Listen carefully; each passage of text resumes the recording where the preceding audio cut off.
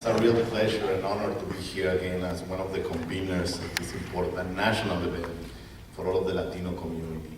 By the way, I'm representing my president, Milton Rosado. He's on his way. Something happened to those connections in the east side. I don't know what's happening there.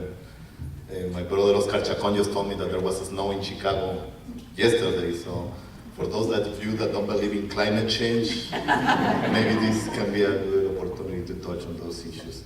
We're really happy and proud to be here. Texas is a unique state for our organization. We have a number of chapters here in the state, and we want to thank all of you, our LACLA members, for being here and for the support that you've been providing for this important event. Lydia mentioned a very unique issue.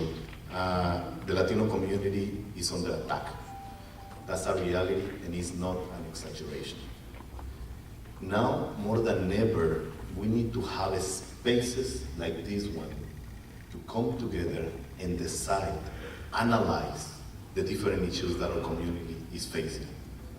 Analyze those issues and come up with the best strategies that we can get in unity to really push back on those attacks.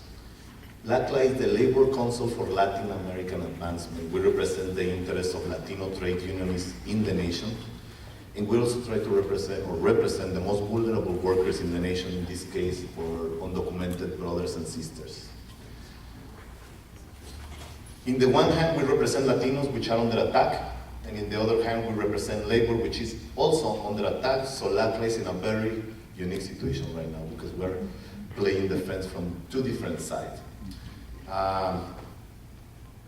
In the labor side, as probably a lot of you know, there are some very interesting battles taking place in Wisconsin and in other states. They want to take away the right of collective bargaining for all workers. Sometimes this conversation has been put in a very abstract way, but basically collective bargaining is the central tool that workers have to fight together for better rights. It's because of collective bargaining that we have the weekends today. Is it because of collective bargaining that we have the 40-hour week? It's because of collective bargaining that we were able to end child labor in the country.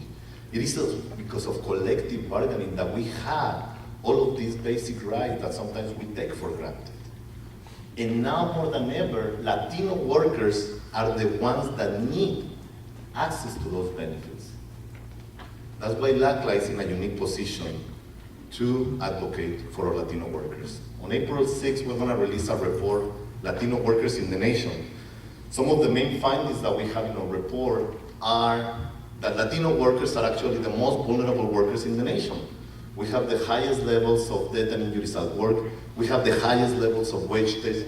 We have the highest levels of each one of the conditions or the bad conditions at the work environments. And this is even worse for our brothers and sisters that are undocumented. As a nation, it's time to grow up. How can we have 11 million undocumented immigrants in the country and still believe that nobody is benefiting from it? It has been a public policy of this nation. And it's about time that we take responsibility for this issue. It's about time that we go to the root causes of the problem. This country has an addiction to cheap, disposable labor, and we need to confront it from that perspective. Because as a community, all of the Latino community, regardless of being an immigrant or not, we're paying the negative price that this horrible debate is having in the nation. Hate crimes against Latinos increased 40% in the last 5 years. You look low income and in brown, you have pretty decent opportunities that you can be beat up, the street, being attacked, just because of all of this anti-immigrant hysteria, a lot of confusion that is taking place in the nation. So as a community, we're playing defense from different angles, but we have a lot of work to do to educate these people about who we are and why we are so central for the future of the nation. Like some of my colleagues mentioned, we're one out of 6 today, but we're gonna be 30% of the population by 2050. Okay?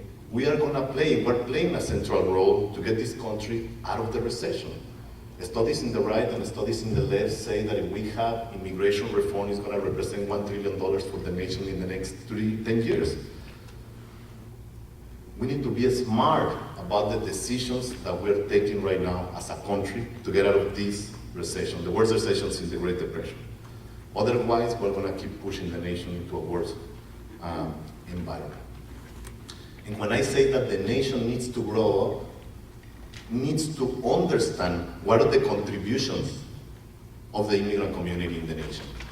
In the labor movement, we try to be very proactive all the time, and we boycott anything that we don't believe. I ask those anti-immigrant voices in the nation that if they really believe in what they're saying about immigrants, I ask them to boycott any vegetable that has been touched with immigrant hands. Don't buy houses that have been built with immigrant hands. Don't drive in roads that have been built with immigrant hands. Then we know if they're serious about all the anti-immigrant hysteria. Because in the one hand,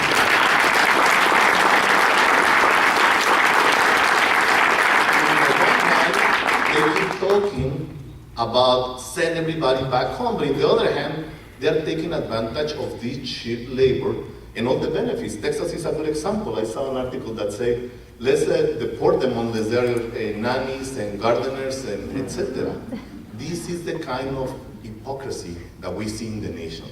They want the benefits of a cheap disposable labor force, but they don't want to pay the price. They don't want to give the labor rights, the human rights, and the civil rights that our brothers and sisters deserve, hard-working people. So this is a good opportunity to sit back, talk honestly about the conditions of our people in the nation, and come together with good solutions and good strategies so we can have a national agenda that we can push for in the nation. Thanks for being here, and we look forward to talking to you all.